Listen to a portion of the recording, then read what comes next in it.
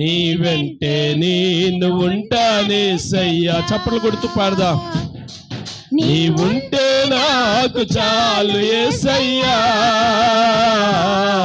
నీ వెంటే నేను ఉంటానేసయ్యా.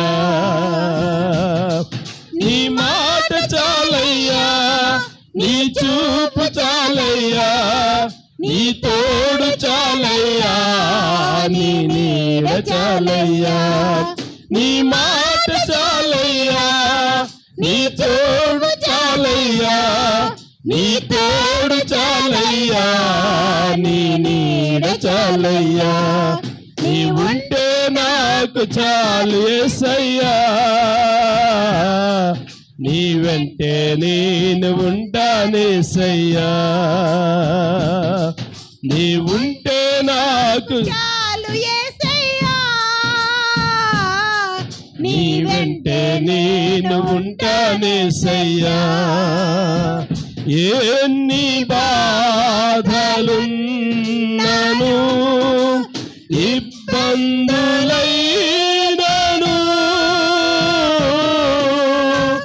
ఎంత కష్టమొచ్చినా నిష్ఠురమైనను, ఎన్ని బాధలున్నను చప్పట్లు లైనను, ఎంత కష్టమొచ్చినా నిష్ఠురమైనను,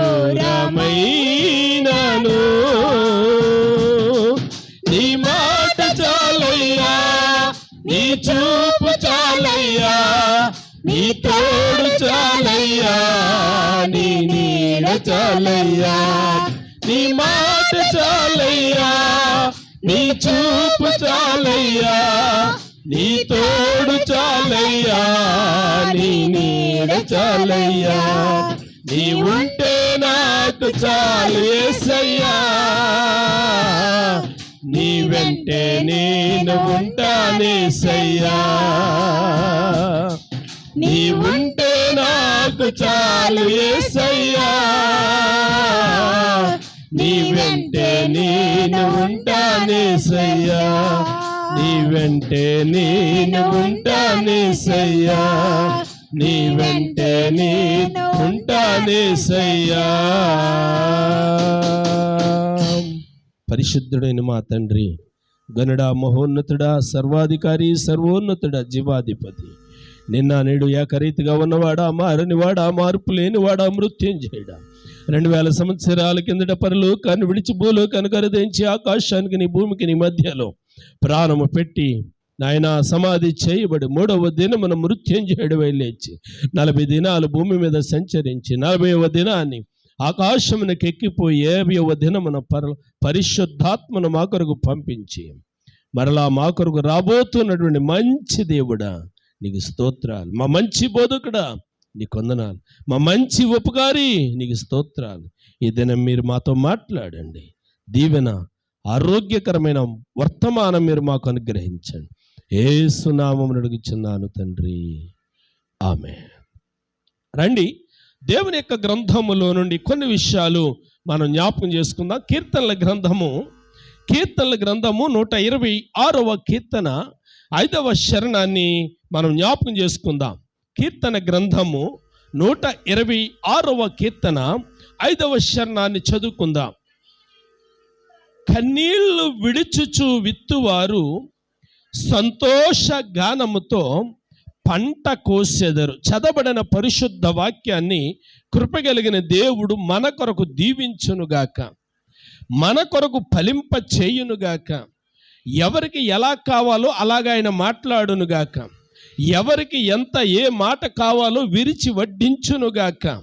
ఆమేన్. రైట్, రండి, దేవుని యొక్క గ్రంథములో నుండి కొన్ని విషయాలు నేను మీతో మాట్లాడడానికి ఇష్టపడుతూ ఉన్నాను.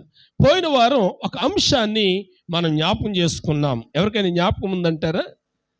పోయిన వారం ఒక అంశాన్ని మనం జ్ఞాపకం చేసుకున్నాము. ప్రియులారా, ఏదైనా ఎవరికైనా జ్ఞాపకం ఉందంటారా? కొద్దిగా అయినా ఉందంటారా? మోసపోకుడి, దేవుడు వెక్కిరింపబడడు. మనుష్యుడు ఏమి విత్తునో ఆ పంటనే కోయును. జాగ్రత్తగా గమనించండి ప్రియులారా, దేవుడు అన్యాయస్తుడు కాదు. దేవుడు ప్రియులారా మంచి దేవుడు. మన క్రియల చొప్పున, మన భక్తి చొప్పున, మన విశ్వాసము చొప్పున మేలు చేసే దేవుడు. అందుకే అపోస్తులుడైనటువంటి పౌలు గారు గలతీయులకు రాసినటువంటి పత్రికలో గలతీలో ఉన్నటువంటి సంఘానికి జ్ఞాపకం చేస్తూ ఆయన అంటాడు, జాగ్రత్త, దేవుడు వెక్కిరింపబడడు. మనుషుడా, నువ్వేది విత్తుతూ ఉన్నావో దానినే కోస్తావు, మర్చిపోవద్దు అనే మాట జ్ఞాపకం చేస్తూ ఉన్నాడు. అంటే ఏమి విత్తడం అంటే ఏంటి? ఉదాహరణకి 1-2 విషయాలు మనం జ్ఞాపకం చేసుకున్నాం. 1-2 విషయాలు మనం జ్ఞాపకం చేసుకున్నాం. యోబు గ్రంథంలో 4:8 కీడును విత్తువాడు మరణమనే పంట కోయును. పోయిన వారం మనం జ్ఞాపకం చేసుకున్నాం. ఏం విత్తేవాడమ్మా? కీడును విత్తేవాడు ఏం కోస్తాడంట? మరణమనే పంట కోస్తాడు. కీడు అంటే అన్యాయం, కీడు అంటే అతిక్రమం, కీడు అంటే అక్రమం, కీడు అంటే మంచిది కానిది. చాలామంది ప్రియా దేవుని బిడ్డలారా, మనసు పైకి బాగానే ఉంటుంది, లోపల అంతరంగంలో గాయాలు చేసే స్నేహితులు ఉంటూ ఉంటారు. అమ్మ, పైకి బాగానే ఉంటారు, లోపల గాయాలు చేసేవారు ఉంటారు. నీ మేలును ఓర్చుకోలేనటువంటి వారు కూడా ఉంటూ ఉంటారు. పాడైపోతూ ఉంటే చూచి సంతోషించేవారు ఉంటారు. వాడు ఏదో కాస్త బాగుంటున్నాడు, 2 పూటలు అన్నం తింటున్నాడు, 2 పూటలు ఆ క్షేమంగా ఉంటూ ఉన్నాడు, ఏదో ఒంటి నిండా బట్టలు కలిగి ఉన్నాడు అనే దానికి సంతోషించవలసింది పోయి, సంతోషించవలసింది పోయి ప్రియులారా లోపల గాయాలు చేసేవారు ఉంటూ ఉంటారు. మనం పెట్టకపోయినా పర్వాలేదు, ఎదుటివాడు బాగుంటూ ఉన్నప్పుడు సంతోషించాలి. ఎప్పుడు కూడా బాగుండాలని కోరుకోవాలి, బాగుండాలని కోరుకోవాలి. మనల్ని ఏమి ఆశించట్లేదు కదా, మనల్ని ఏమి ఆశించట్లేదు. వారి కష్టార్జితంతో వారు బ్రతుకుతూ ఉన్నారు కాబట్టి వారు బాగుంటున్నారు అని అంటే మనం చూసి సంతోషించాలి. కానీ కొంతమంది ప్రియులారా మంచిని విత్తరు. ఏమిత్తుతారు అని అంటే కీడును విత్తుతారు. కీడును విత్తేవారు ఏం పంటకు వస్తారంట? మరణం అనే పంటకు వస్తారంట. మీకు అర్థం అవ్వడానికి పోయిన వారం అంశం ఇది, అయినా నేను జ్ఞాపకం చేస్తూ ఉన్నాను. కీడును విత్తేవారు మరణం అనే పంట ఎలా కోస్తారని అంటే ఎస్తేరు గ్రంథంలో మనం చూస్తూ ఉన్నాము. ఎస్తేరు గ్రంథంలో ప్రియులారా మొర్దెకైని మనం చూస్తాము, ఎస్తేరును మనం చూస్తాము, హమానును మనం చూస్తాము, రాజును మనం చూస్తాము. అక్కడ ప్రియా దేవుని బిడ్డలారా దేవుణ్ణి అంగీకరించినటువంటి మొర్దెకైని కూడా మనము చూస్తాము. మొర్దెకై విషయంలో హామాను ఏమిత్తాడంటే కీడును విత్తాడు. అంటే హామాను ఏమనుకుంటున్నాడు అని అంటే ఇతడు నాశనం అయిపోవాలి, ఇతడు పాడైపోవాలి, ఇతడు చచ్చిపోవాలి అని చెప్పి అతడి కోసం అతని వాకెట్లో ఏం చేయించాడు? ఉరికంబం చేయించాడు. ప్రియులారా ఉరికంబం ఎవరి కోసం చేయించాడు? మొర్దెకై కోసం చేయించాడు, అతని కోసం కాదు. అంటే ఎదుటివాడు పాడైపోవాలి అని చెప్పి దురాభిప్రాయం. ఇందాక వాక్య భాగాల్లో స్వప్న చదివినటువంటి లేఖనములో అనుకుంటాను దురాభిప్రాయం అనే మాట నాకు జ్ఞాపకం వచ్చింది. ఒకసారి చూడండి ఆ మాట, దొరికిన వారు చదవండి.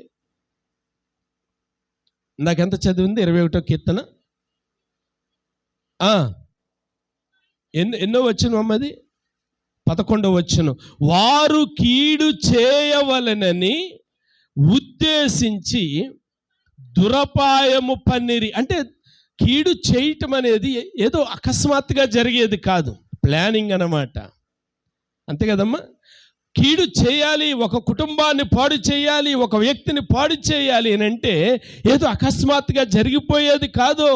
ప్లానింగ్ ప్రకారము అండి, ప్లానింగ్ ప్రకారం వాళ్ళు ఏం పన్నారంట? దురభిప్రాయము పన్నారు. అంటే దురాలోచన పన్నారు అని అంటే వారు స్కెచ్ చేస్తూ ఉన్నారు. అంటే చదువుకునే పిల్లలకి 6 రోజులకి టైం టేబుల్ తయారు చేయడానికి ఆ మాస్టర్ చాలా కష్టపడతాడు. 6 రోజులు కూడా నీకున్నటువంటి అవర్స్లో ఏ రోజున ఏ సబ్జెక్ట్ ఇవ్వాలి, ఏ రోజున ఏ సబ్జెక్ట్ ఉండాలి, ఏ రోజున ఏ సార్లు ఎక్కడ మరి ఖాళీగా ఉంటున్నారు. ఈ సారు 8th చెప్పేవాడు, మరలా అదే అవర్లో 9th ఇస్తే ఎక్కడ అని చెప్పి చాలా తర్జన భర్జన చేసి టైం టేబుల్ తయారు చేస్తాడు. టైం టేబుల్ అంటే మామూలు మాటలు కాదు కదా. ఆ సార్ని చూసుకోవాలి, ఏ అవర్లో ఎక్కడుంటున్నాడు, ఏ అవర్లో ఎవరికి వెళ్తున్నాడు, అవన్నీ కూడా అడ్జస్ట్ చేసుకుని ఆ సార్లో టైం టేబుల్ తయారు చేస్తారు. టైం టేబుల్ అంటే ఈజీ కాదు, మనం రాసుకోవటం ఈజీ, తయారు చేయటం అంత ఈజీ కాదు. అయితే ప్రియులారా, ఈ కుట్ర కూడా ఏం చేస్తున్నారు అని అంటే ప్లానింగ్ ప్రకారం హామాన్ ఏం చేస్తాడు అని అంటే అంతరంగంలో ఆలోచన కలిగి ఉన్నాడు. ఏంటది? కీడు. అంతరంగంలో ఏం కలిగి ఉన్నాడు? కీడు అనే ఆలోచన కలిగి కీడును ప్రియులారా ఏం చేస్తూ ఉన్నాడు అని అంటే, అమ్మా ఏం చేస్తూ ఉన్నాడు? కీడు అనే పంటను ఏం చేస్తున్నాడు? విత్తుతూ ఉన్నాడు. కీడు అనే పంటను విత్తుతూ ఉన్నాడు. ఏం పంట కోసాడు? మరణం అనే పంట కోసాడు. వింటున్నారా బిడ్డలారా? కీడు అనే పంట విత్తాడు, మరణం అనే పంట కోసాడు. అంటే ఏం జరిగింది? మొర్దెకైను ఉరి తీయాలనుకున్నాడు. ప్రియులారా, ఏ కంబం మీద మొర్దెకైను ఉరి తీయాలనుకున్నాడో అదే కంబము మీద ప్రియులారా కీడును విత్తినటువంటి వాడు ఉరి కంబానికి ఆహుతైపోయాడు. ఇది పోయిన వారం సబ్జెక్ట్. కాబట్టి ప్రియమైనటువంటి దేవుని బిడ్డలారా, దేవుడు వెక్కిరింపబడడం, విత్తనము అనేది ప్రియులారా 126 కీర్తనలో మనం చదువుకున్నామే 5వ వచనం, కన్నీళ్లు విడిచుచు విత్తువారు. ఈ పదం ఎందుకు వ్రాస్తారు అని అంటే అప్పటికే ఇశ్రాయేలీయులు బబులోనుకు 70 సంవత్సరాలు చెర వెళ్ళిపోయారు. 70 సంవత్సరాలు చెర వెళ్ళిపోయిన తర్వాత 70 సంవత్సరాల తర్వాత తిరిగి వచ్చారు. తిరిగి వచ్చిన తర్వాత వారి నోరు నవ్వుతో నిండిపోయింది, సంతోషంతో నిండిపోయింది. వాళ్ళు అనుకుంటున్నారు, ఇది నిజమా నిజమా అక్కడ రాయబడిన పదం ఏంటో తెలుసా? మనము కల కనిన వారి వలె ఉంటిమి. ఆ మాట చూడండి అమ్మా 126 కీర్తనలో. చూడండి నమ్మలేకపోతూ ఉన్నారు. 70 సంవత్సరాల తర్వాత విడుదలైతే వారు నమ్మలేకపోతున్నారు.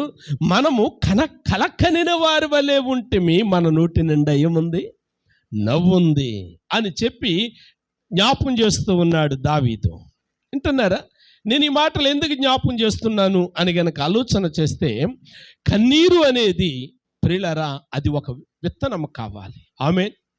రైతు విత్తనాన్ని చల్లుతూ ఉన్నప్పుడు చాలా ఆశలు అంతరంగంలో ఉంటాయి.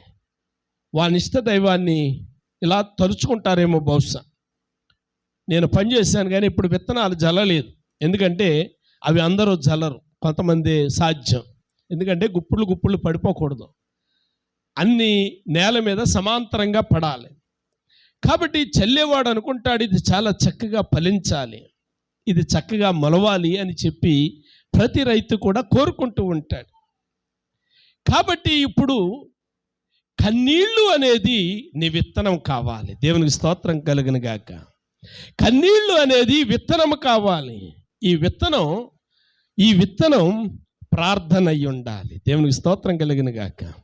అంటే ఇప్పుడు నీ కుటుంబంలో దేవుడు కార్యాలు చేయాలంటే, అద్భుతాలు చేయాలంటే, నీ ఊహలు ఉద్దేశాలు సఫలపరచాలి అంటే మనం అనుకుంటే సఫలపరచబడము, మనం అనుకుంటే జరగవు. హామాను అనుకున్నాడు మొర్దెకైని ఉరి తీయాలి, జరిగిందా? జరగలేదు. ప్రియులారా, దేవుని చిత్తం కావాలి. దేవుని చిత్తం కావాలి అని అంటే మన కుటుంబంలో, మన విషయంలో కావచ్చు, ప్రియులారా మన వ్యాపారంలో కావచ్చు, అది మన బిడ్డల విషయంలో కావచ్చు, అది మన ఉద్యోగంలో కావచ్చు. ప్రియా దేవుని బిడ్డలారా, విత్తనం చాలా ప్రాముఖ్యం. దేవునికి స్తోత్రం. ఒక చెట్టుకి విత్తనం చాలా ప్రాముఖ్యం. ప్రియులారా, కొబ్బరికాయలు విత్తనాలు కట్టడానికి, దాన్ని మడి వేయడానికి ఆ రైతు ఆ కాయల్ని చాలా జాగ్రత్తగా వేరతాడు, రాశిలోంచి తీసుకోవడం. ఆ కాయల్ని ప్రియులారా ఏదో ఒక చెట్టు నుండి ఆ పండే వరకు కూడా కదండి, పండే వరకు కూడా ఆ చెట్టునే ఉంచుతాడు. ఆ కాయల్ని ప్రియులారా చాలా చక్కగా ఆయన ఏరికిని మడికడతాడు. అది ఏ రైతైనా కావచ్చు, ఏ విత్తనమైనా కావచ్చు, మంచి విత్తనాన్ని ఏరుకుంటూ ఉంటాడు. ఎందుకనంటే ఇది ఫలించాలి. అలాగైతే నీ వ్యక్తిగత జీవితంలో నీ జీవితం ఫలించాలి అనంటే, నీ కుటుంబం ఫలించాలి అనంటే నీ విత్తనం బాగుండాలి. దేవునికి స్తోత్రం కలిగిన గాక. ఆ విత్తనం ఏమై ఉండాలి అనంటే కన్నీరు అనే విత్తనం అయి ఉండాలి. ఆమేన్. ఏ విత్తనం అయి ఉండాలమ్మా? కన్నీరు అనే విత్తనం అయి ఉండాలి. ఆ విత్తనం ఎలా చల్లాలి అని గనక ఆలోచన చేస్తే ప్రియులారా, కన్నీటితో చల్లాలంటండి. కన్నీటితో చల్లాలి అంటే దాని పరమార్థం ఏంటంటే ప్రియులారా, ప్రార్థనతో చల్లాలి. ఆ ప్రార్థన ఎలాగుండాలి అని గనక ఆలోచన చేస్తే కన్నీటి ప్రార్థన అయి ఉండాలి, దుఃఖముతో చేసే ప్రార్థన అయి ఉండాలి, వేదన కలిగి చేసే ప్రార్థన అయి ఉండాలి, పశ్చాత్తాపము కలిగి చేసే ప్రార్థన అయి ఉండాలి. అన్నిటికంటే ముఖ్యంగా ప్రియులారా, అంతరంగములో ప్రియులారా, దేవా నీకు మాత్రమే ఇది సాధ్యము, నీవు మాత్రమే ఇది చేయగలవు అని చెప్పి ఆయన నమ్మి చల్లాలి. దేవునికి స్తోత్రం కలిగిన గాక. ఆయన అడిగేవాడు ఆయన ఉన్నాడని నమ్మాలి కదా. ఆయన దగ్గరికి వచ్చేవాడు ఆయన వింటాడు అని నమ్మాలి కదా. కాబట్టి ప్రియమైనటువంటి దేవుని బిడ్డలారా, అపోస్తలుడైనటువంటి పౌలు మహాశయుడు ఇలా జ్ఞాపకం చేస్తూ ఉన్నాడు. ఏమని జ్ఞాపకం చేస్తూ ఉన్నాడు? 20వ అధ్యాయం అపోస్తుల కార్యముల గ్రంథములో నుండి, అపోస్తుల కార్యముల గ్రంథములో నుండి 20వ అధ్యాయము 19వ వచనంలో ఆయన ఏమంటున్నాడు అని గనక ఆలోచన చేస్తే, యూదుల కుట్ర వలన నాకు శోధనలు సంభవించినను కన్నీళ్లు విడిచుచు అమ్మ పూర్ణమైన వినయ భావముతో నేను అలాగున ప్రభువును సేవించుచుంటేని. వినండి ప్రియమైనటువంటి దేవుని బిడ్డలారా, అపోస్తులుడైనటువంటి పౌలుకి శ్రమలు వచ్చినాయి. ఎలాగొచ్చినాయి? కుట్రల వలన వచ్చినాయి. అంటే పౌలు భక్తుడు తప్పు చేశాడని కాదు, పౌలు భక్తుడు కాని పని చేశాడని కాదు. పౌలు భక్తుడి మీద కుట్రల వలన ప్రియులారా నిందిస్తూ ఉన్నారు, హింసిస్తూ ఉన్నారు, బాధిస్తూ ఉన్నారు. అయితే అపోస్తులుడైనటువంటి పౌలు ఆ శ్రమల కొరకు ఏం చేశాడు అని గనక ఆలోచన చేస్తే కన్నీళ్లు విడిచుచు ప్రభు యొక్క పాదాల దగ్గర ప్రియులారా విజ్ఞాపన చేశాడు.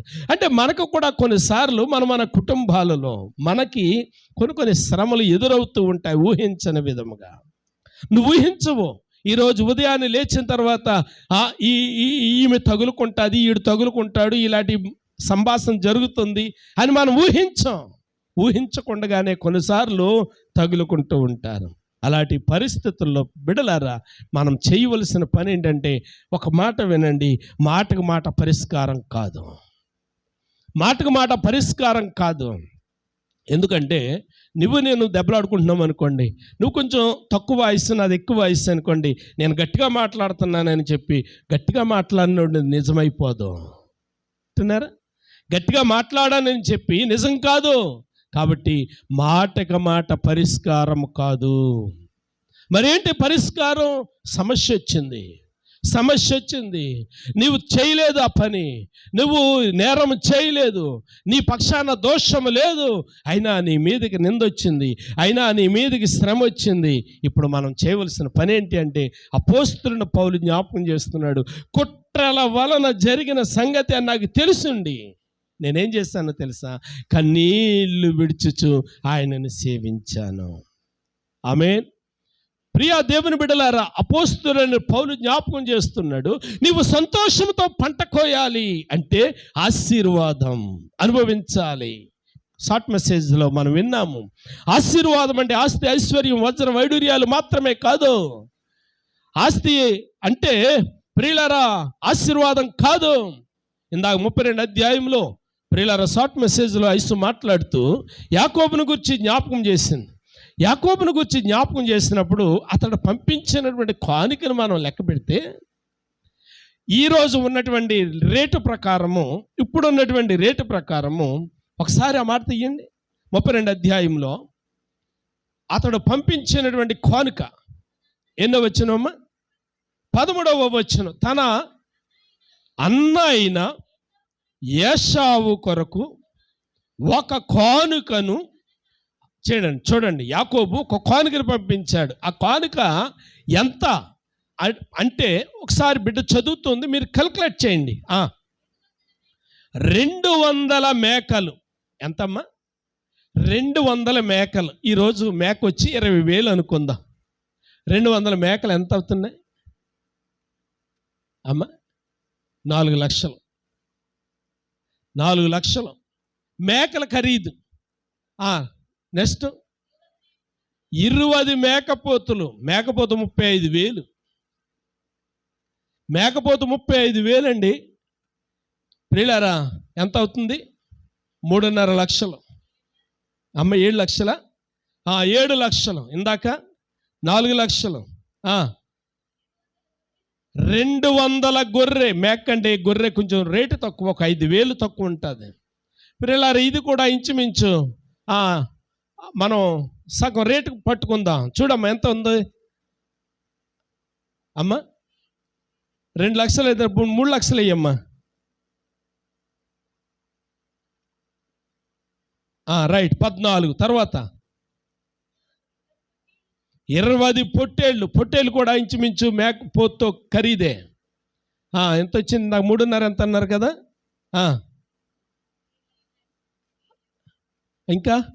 ఇంకేమున్నాయి? ఒంటెలు ఉన్నాయా? 30 పాడి ఒంటెలు.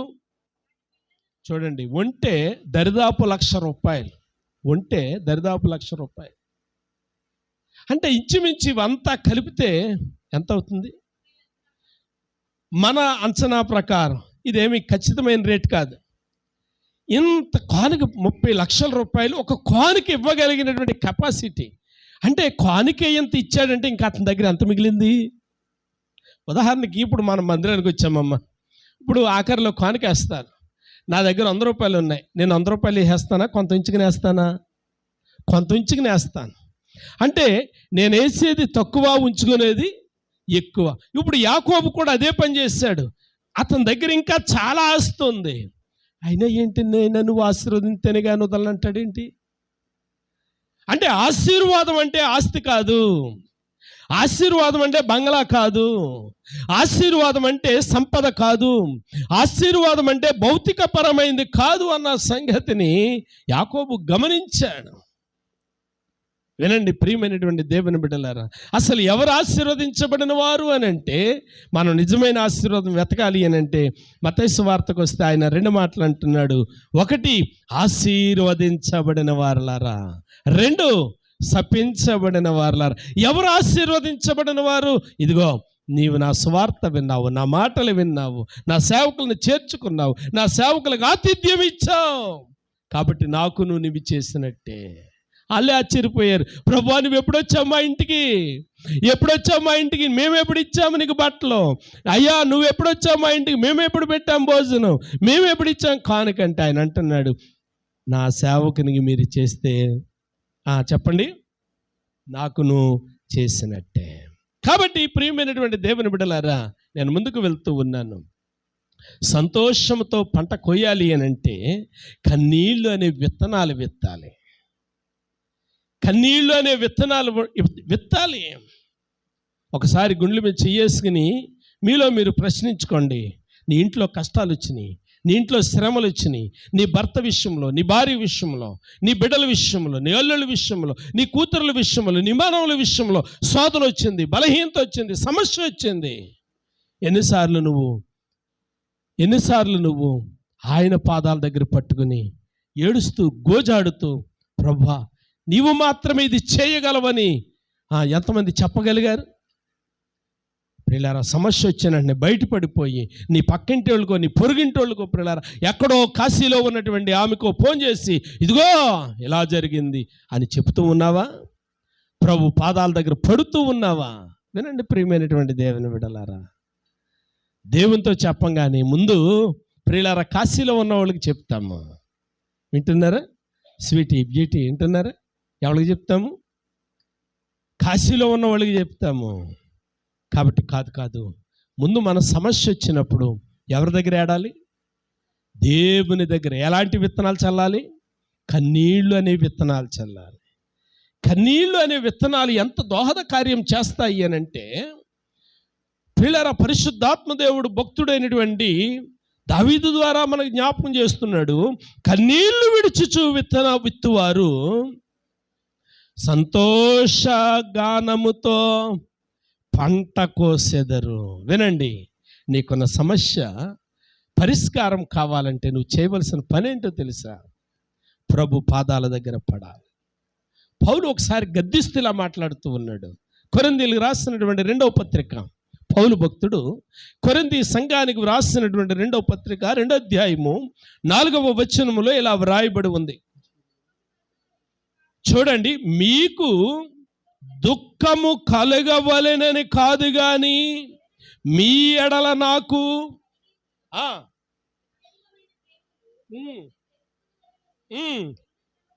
చూడండి నేను ఎందుకు ఖండిస్తున్నానో తెలుసా? పౌలు భక్తుడు అంటున్నాడు, నేను కాదు. సంఘాన్ని ఖండిస్తూ ఆయన ఏమంటున్నాడో తెలుసా? నేను ఖండించే మాటలు, నేను బుద్ధి చెప్పే మాటలు మీకు దుఃఖము కలగవలెనని కాదు. అంటే ఇప్పుడు నేను చెప్పే మాటలు మీరు బాధపడవలనని కాదు, మీ మీద నాకున్నటువంటి ప్రేమను బట్టి. పౌలు భక్తుడు అంటున్నాడు. ఆ మాట మరోసారి చదవమ్మా. మీ మీద మీకు దుఃఖము కలగవలెనని కాదు. ఒకసారి ఎన్ని అధ్యాయం అమ్మది? 2వ అధ్యాయము 4వ వచనం. అందరూ తిండి పేజ్ నెంబర్ చెప్పమ్మా. 160వ నెంబర్ పేజీ తీయండి, అందరూ చూడండి. బిడ్డ చదువుతూ ఉంది. 160వ నెంబర్ పేజీలో 4వ వచనం బిడ్డ చదువుతూ ఉంది. మీకు దుఃఖము కలుగవలెనని కాదు గాని మీ ఎడల నాకు కలిగి ఉన్న ఎలాంటి ప్రేమ అంటది? అత్యధికమైన ప్రేమ. ప్రియులారా, మనకు ప్రేమ ఉన్నప్పుడు, ఎవరి మీదైనా మమకారం ఉన్నప్పుడు వాళ్ళు ఏమైనంటే తట్టుకోలేము. ఇప్పుడు పౌలు భక్తుడికి ఎందుకు ఈ వేదన అంటే వాళ్ళ మీద ఉన్నటువంటి ప్రేమ. ఎలాంటి ప్రేమ అంట అమ్మా? అత్యధికమైన ప్రేమ. అంటే సంఘం ఎడల ఆయన ఎలాంటి ప్రేమ కలిగి ఉన్నాడు అని అంటే అత్యధికమైన ప్రేమ. కాబట్టి ఇప్పుడు ఆయన జ్ఞాపకం చేస్తున్నాడు, నేను చెప్పే మాటలు మీకు దుఃఖము కలగవలెనని కాదు, మీ మీద నాకున్నటువంటి అత్యధికమైన ప్రేమను బట్టి నేను కన్నీళ్లు అనే విత్తనంతో నేను మాట్లాడుతున్నాను అని చెప్పి పౌలు భక్తుడు జ్ఞాపకం చేస్తూ ఉన్నాడు. కాబట్టి సంగమా, నేను జ్ఞాపకం చేస్తున్నాను, శ్రమలలో, కష్టాల్లో, ఇరుకుల్లో, ఇబ్బందుల్లో మనము సంతోషమనే పంట కొయ్యాలి అని అంటే, ప్రియులారా, మనం నేర్చుకోవాల్సిన పాఠం ఏంటంటే కన్నీళ్లు అనే విత్తనం విత్తాలి. ఏ విత్తనం విత్తాలమ్మా? కన్నీళ్లు అనే విత్తనం విత్తాలి. ఒకసారి లేఖనాలను మనం పరిశోధన చేస్తే, క్రీస్తు ప్రభు వారు భూమి మీద ఉన్నప్పుడు 3 సార్లు కన్నీరు విడిచారు అని వ్రాయబడి ఉంది. ఎన్నిసార్లు అమ్మా? 3 సార్లు కన్నీరు విడిచారు అని చెప్పి వ్రాయబడింది. అంటే ఇంకా వ్రాసారేమో నాకు ఉన్నటువంటి జ్ఞానాన్ని బట్టి, నేను చేసిన స్టడీని బట్టి. ఎందుచేతంటే నేను కూడా పోయినసారి లాస్ట్ ఇయర్ వాక్యాన్ని నేర్చుకోవడానికే వెళ్ళాను. మీ అందరికీ తెలుసు కదా. ప్రియులారా, ఎవరు పరిపూర్ణమైనటువంటి జ్ఞాని అనేది కాదు. కాబట్టి జాగ్రత్తగా ప్రియులారా మనము ఆలోచన చెయ్యాలి. ఒక ఆయన అన్నారు, ఈయనే వాక్యాన్ని నేర్చుకోవడానికి వెళ్తున్నాడు, ఇంక ఈయనేం మనకు చెప్తాడు అన్నారు. దేవుని స్తోత్రం కలిగిన గాక. అంటే ప్రియులారా, వాళ్ళు ఏమనుకుంటున్నారంటే నేను పరిపూర్ణ జ్ఞానం కలిగిన వాడిని. కాదు ప్రియులారా, ఎవరు పరిపూర్ణ జ్ఞానులు కాదు. కాబట్టి వినండి, యేసు ప్రభు వారు 3 సార్లు కన్నీరు విడిచారు అని వ్రాయబడినటువంటి సంఘటనలో ప్రభువైన యేసుక్రీస్తు ప్రభు వారు 3 సార్లు కన్నీరు విడిచారు అనేది ప్రతీది కూడా ఒక విత్తనమే.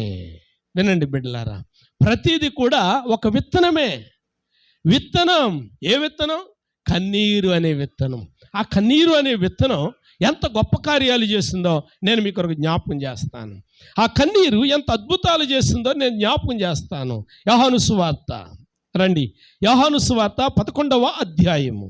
యోహాను సువార్త 11వ అధ్యాయము 33వ వచనంలో ఇలాగూ రాయబడి ఉంది.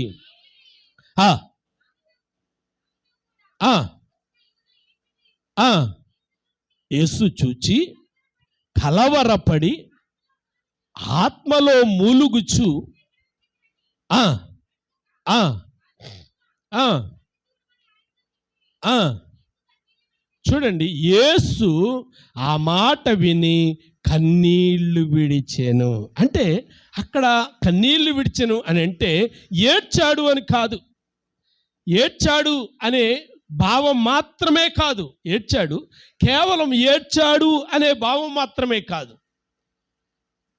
ఏడుపును ప్రియులారా ఎలా కొలిచారు అని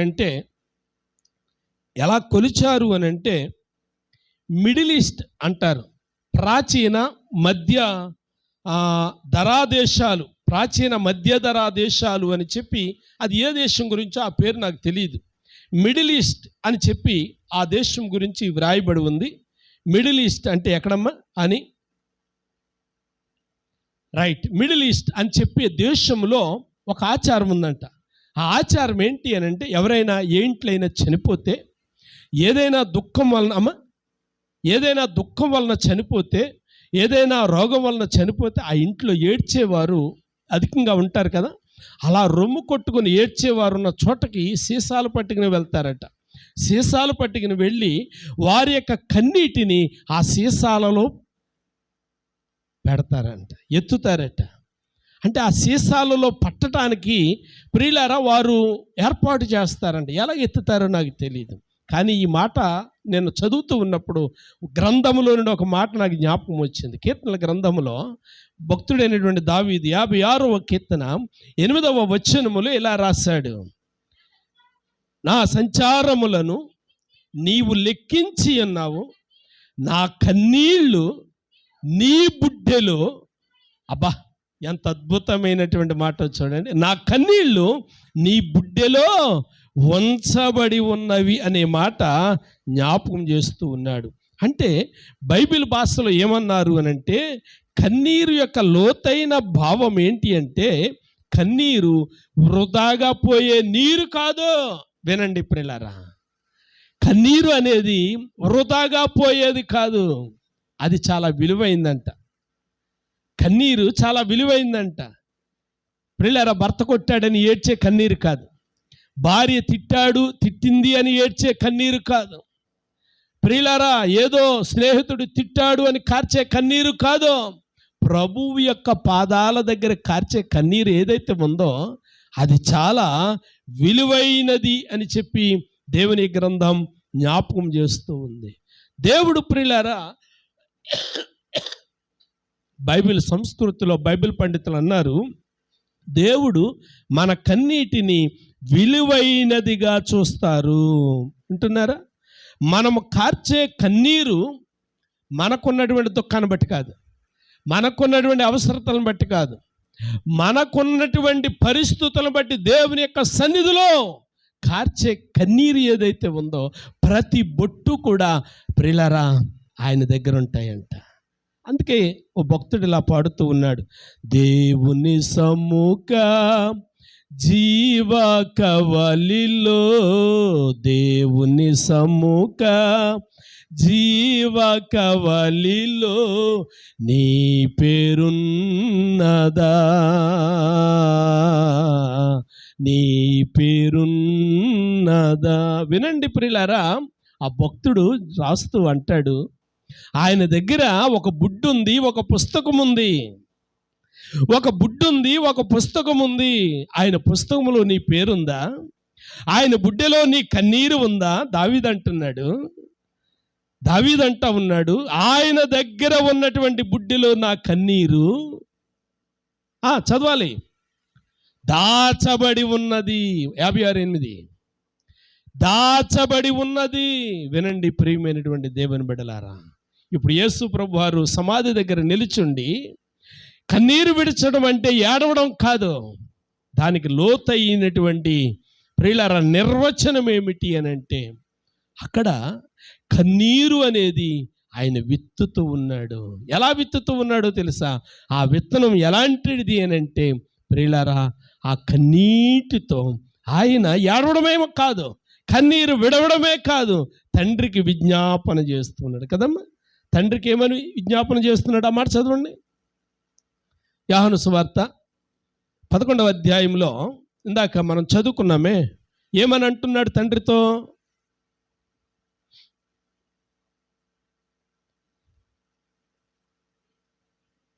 ఆ ఆ ఆ ఆ ఆ ఆ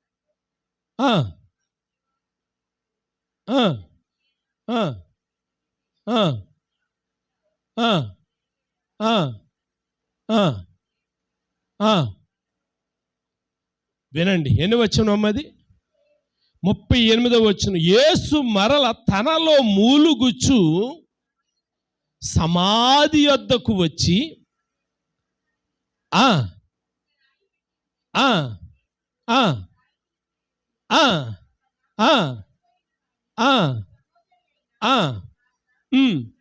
ఆ ఆ ఆ ఆ ఆ ఆ అందుకు యేసు, నీవు నమ్మిన ఎడల దేవుని మహిమ చూతువని ఆ ఆ ఆ ఆ ఆ చూడండి, యేసు కన్నులు పైకెత్తి మూలుగుచు, ఎలాగెత్తాడంట? మూలుగుచు, ఏడ్చుచు. వినాలి వినాలి వినాలి వినాలి ప్రియులారా. యేసు 1 మూలుగుచు, 2 ఏడ్చుచు, 3 కన్నులు పైకెత్తి ప్రియులారా కన్నీరు అనే విత్తనం చల్లడం ప్రారంభించాడు. ఏ విత్తనం? అక్కడ ఉన్నటువంటి అవసరత అనే విత్తనం చల్లడం ప్రారంభించాడు. లాజరు విషయంలో విత్తనం చల్లడం ప్రారంభించాడు. ఎలా చల్లాడో తెలుసా? 1 ఏడుస్తూ, 2 మూలుగుతూ, 3 కన్నులు పైకెత్తి విత్తనాలు చల్లడం ప్రారంభించాడు. దేవునికి స్తోత్రం కలిగిన గాక. ఎలా చల్లుతూ ఉన్నాడు అని అంటే, నాయనా నా మనవి నువ్వు వింటూ ఉన్నావు, నీకు స్తోత్రాలు. ప్రియులారా, విత్తనం చల్లుతూ ఉన్నాడు, చల్లుతూ ఉన్నాడు, చల్లుతూ ఉన్నాడు, చల్లేశాడు విత్తనాలు. ఇప్పుడు ప్రియులారా, ఫలితాన్ని గనక మనం ఆలోచన చేస్తే, ఏ పంట కోసాడు అని గనక ఆలోచన చేస్తే, పునరుద్ధానం అనే పంట కోసాడు. ఆమేన్. చచ్చిపోయాడు ప్రియులారా, పునర్జీవంతో బయటకు వచ్చాడు. ఆమేన్.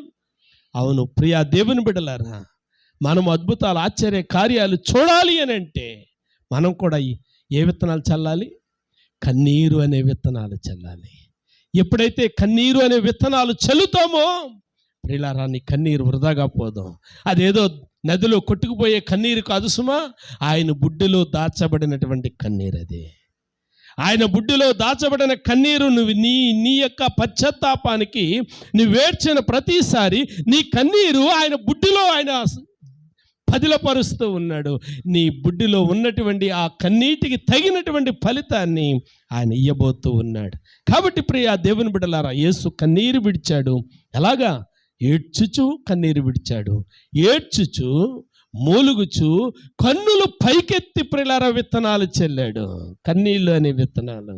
ఆ విత్తనములో ప్రియులారా ఏ పంట కోసాడు అని అంటే, మరోసారి చెప్పండి, పునరుద్ధానం అనే పంట కోసాడు. ఏ పంట అమ్మా? పునరుద్ధానము అనే పంట కోసాడు. ప్రియులారా, రెండో మాట జ్ఞాపకం చేస్తాను. లూకా సువార్త 19వ అధ్యాయము, లూకా సువార్త 19వ అధ్యాయము 41వ వచనాన్ని మనం ఆలోచన చేస్తే, ఆయన పట్టణమునకు సమీపించి దానిని చూచి దాని విషయమై ఏడ్చి. ప్రియులారా, రెండోసారి మనం చూస్తున్నాము యేసు ప్రభు వారి కన్నీరు విడవడము. ఆ పట్టణం యొక్క గతిని చూచి, ఆ పట్టణం యొక్క ప్రజల యొక్క సంస్కృతిని చూచి, అయ్యో వీళ్ళు ఎలాగున్నారు అని చెప్పి దాని విషయంలో ఈ కన్నీళ్లు విడిచుచు విత్తుతూ ఉన్నాడు. విత్తుతూ ఉంటే ఆ విత్తనాన్ని వాళ్ళు స్వీకరించలేదు. ఆ విత్తనాన్ని వాళ్ళు స్వీకరించలేదు. అక్కడ ఏ పంట కోసారు అని అంటే, ప్రియులారా, కృపగలిగిన దేవుడేమో పశ్చాత్తాపం అనే పంటను విత్తాడు. కానీ వాళ్ళు ఏం కోసారు అని అంటే, తిరస్కారం అనే పంట కోసారు. వింటున్నారా ప్రియ దేవుని బిడ్డలారా? మూడో మాట హెబ్రీయులకు రాసిన పత్రికలో 5వ అధ్యాయం 7వ వచనంలో మనం చూస్తూ ఉన్నాము. గెత్సేమనే తోటలో విధేయత అనే విత్తనాన్ని విత్తాడు, లోక రక్షణ అనే పంటను కోసారు. విధేయత అనే విత్తనాన్ని విత్తారు, లోక రక్షణ అనే పంట కోసారు. కాబట్టి ప్రియమైనటువంటి దేవుని బిడ్డలారా, ఏది విత్తుతూ ఉన్నామో జాగ్రత్త. మనుష్యుడు ఏమి విత్తునో ఆ పంటనే కోయును. హామాను ఏమిత్తాడు?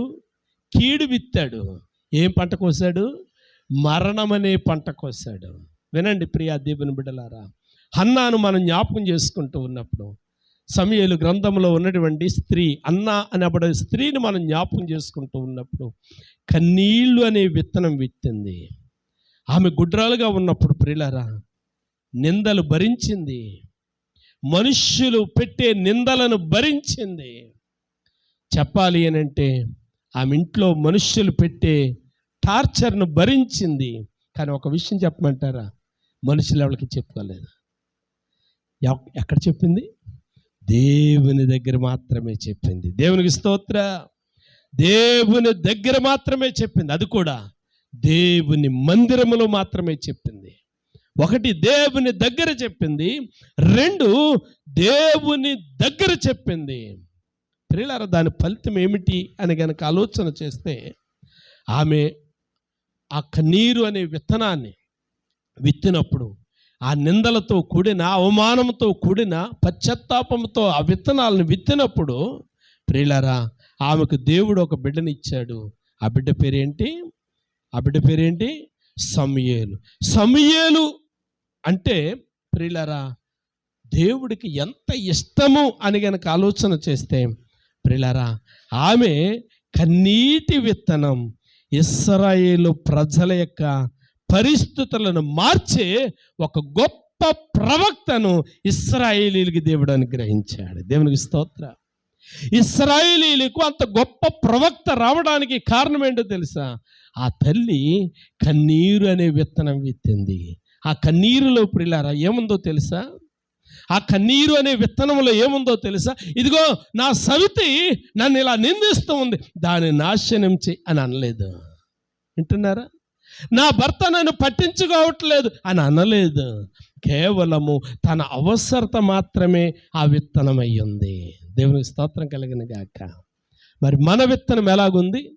అది పాడైపోవాలి, ఆడు పాడైపోవాలి, నేను మాత్రమే బాగుండాలి అనుకుంటూ ఉన్నామా? కాదు కాదు ప్రియా దేవుని బిడ్డలారా, మన విత్తనం ఏమయ్యింది? ఒకసారి మనల్ని మనము ఆలోచన చేసుకుందాం. మరో సందర్భం జ్ఞాపకం చేయమంటారా?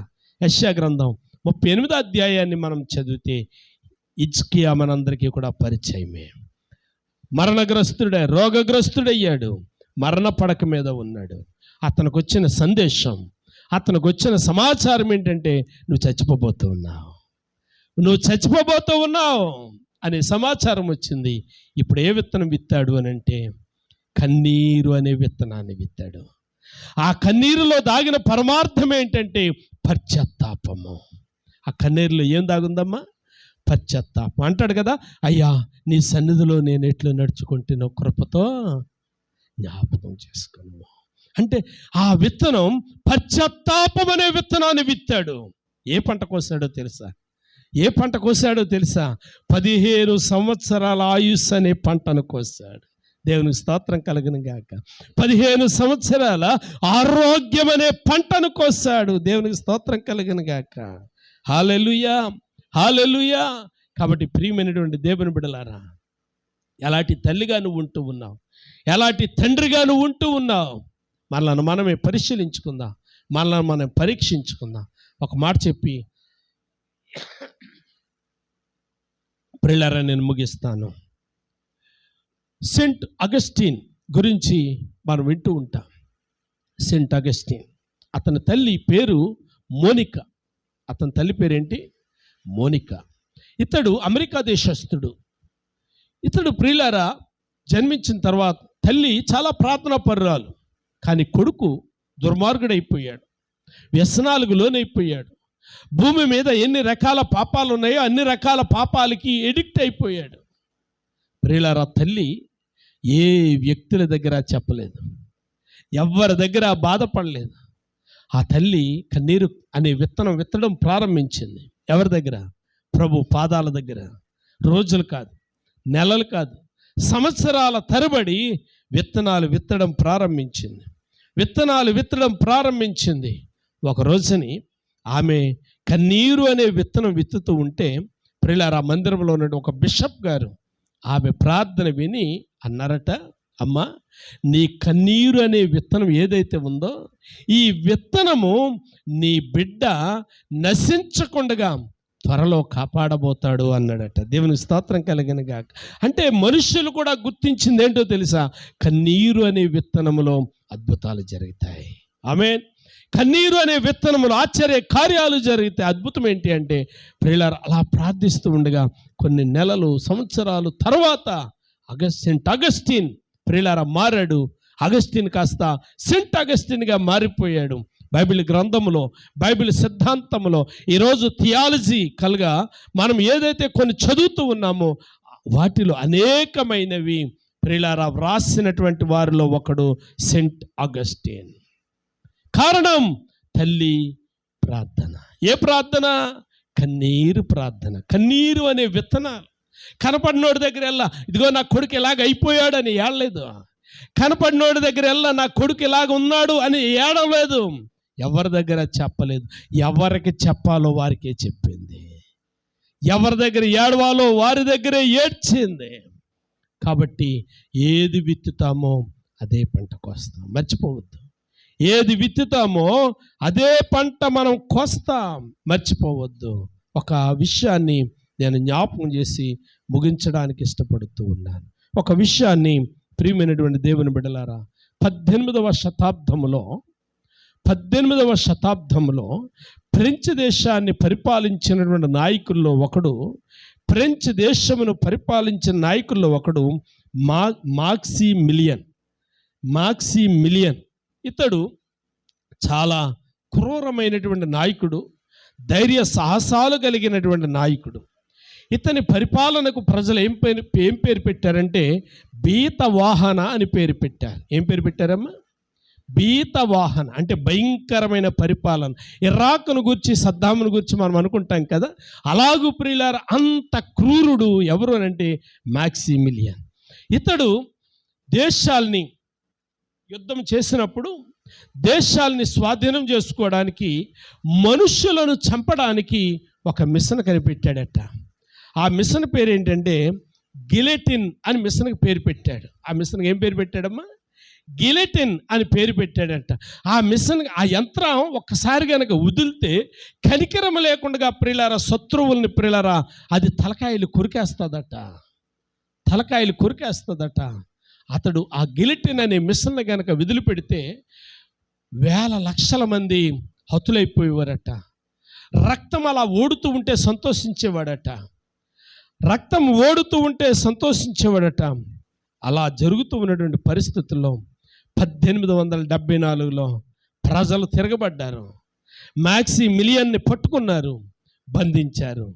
ఏ మిషన్ చేత, గిలెటిన్ అనబడిన ఏ మిషన్ చేత శత్రువుల ప్రాణాలు తీశాడు, అదే మిషన్ ప్రియులారా మాక్సిమిలియన్ మీదకి వదిలిపెట్టారు.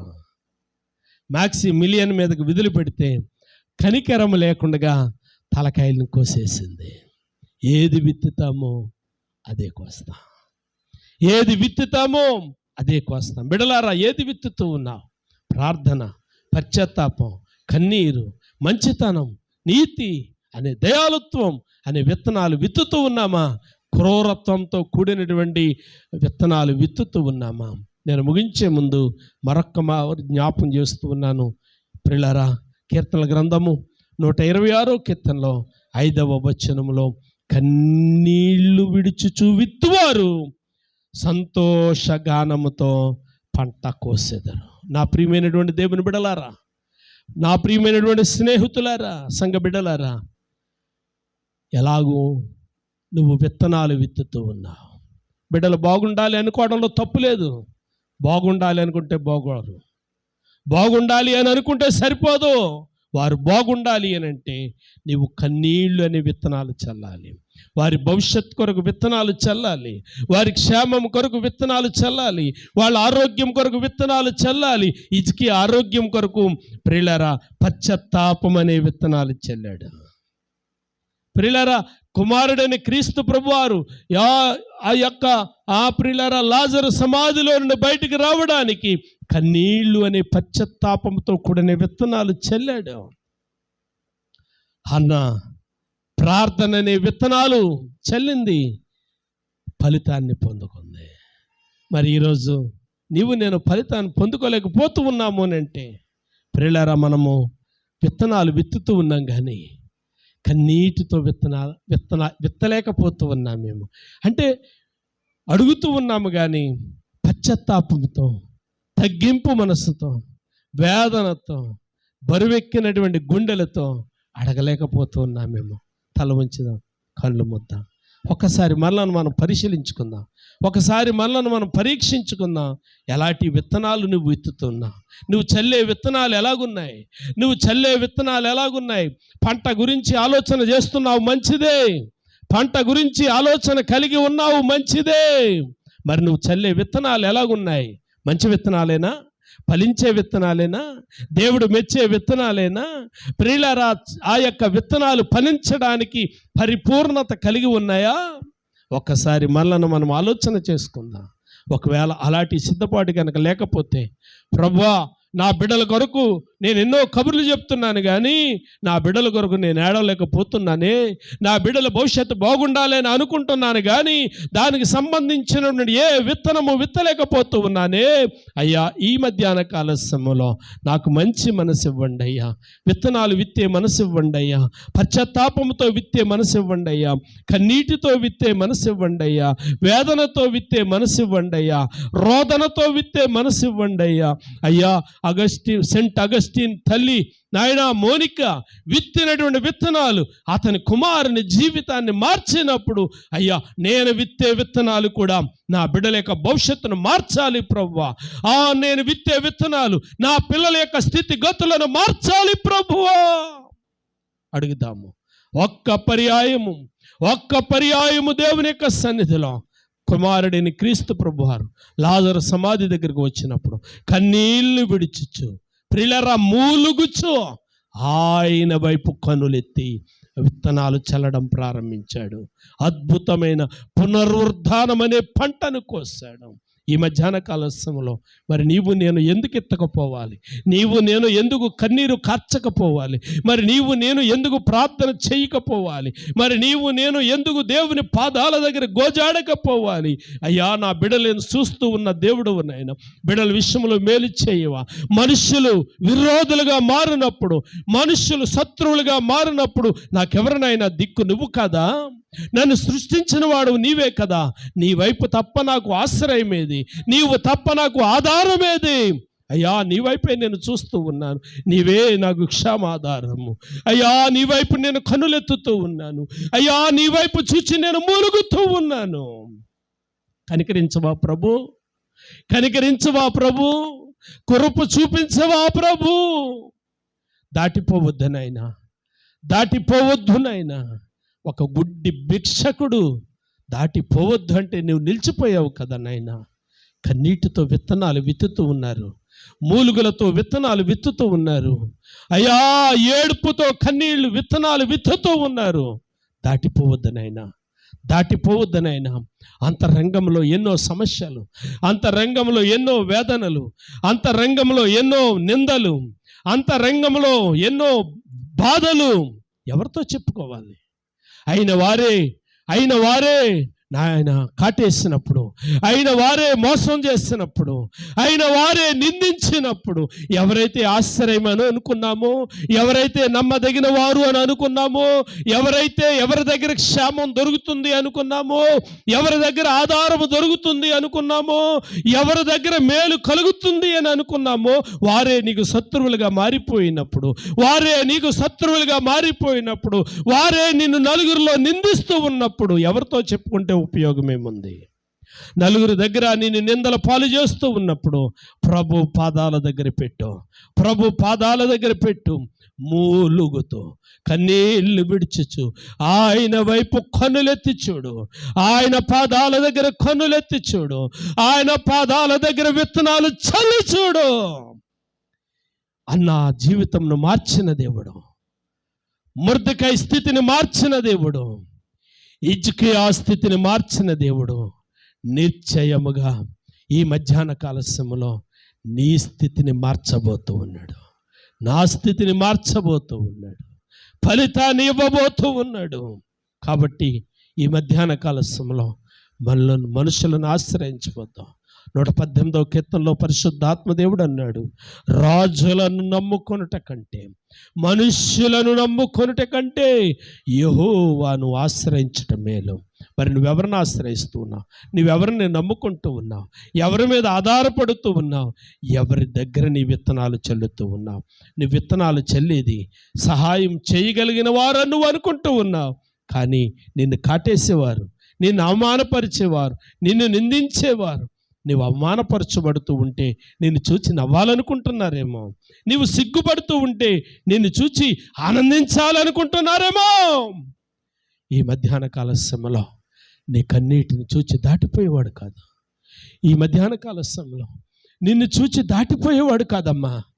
నీ సమస్యలు ఆయన పాదాల దగ్గర చెప్పు, నీ కన్నీటిని ఆయన దగ్గర విత్తనాలుగా విత్తు, నీ సమస్యను విత్తనాలుగా మార్చు, నీ నిందలను విత్తనాలుగా మార్చు, నీ యొక్క అవసరాలను విత్తనాలుగా మార్చు. ఆయన పాదాల దగ్గర చల్లు. ఫలితం ఇవ్వడానికి ఆయన ఎదురు చూస్తూ ఉన్నాడు. నీ స్థితిగతులను మార్చడానికి ఆయన ఎదురు చూస్తూ ఉన్నాడు. మరి ఎందుకు ఆలస్యం? ఎందుకు ఆలస్యం? ఆయన దగ్గరకు వద్దాం, ఆయన దగ్గరకు వద్దాం, కనికరింపబడదాం. పరిశుద్ధుడైన మా తండ్రి, కనుడవైన మా ప్రభువానికి స్తోత్రాలు. ఈ మంచి పునరుద్ధాన దినములో మీరు మాతో మాట్లాడినందుకు నీకు స్తోత్రాలు. విత్తబడినటువంటి విత్తనాలు ఫలించేవిగా ఉండడానికి సహాయం చేయండి. యేసు నామమున అడుగుచున్నాను తండ్రి, ఆమేన్.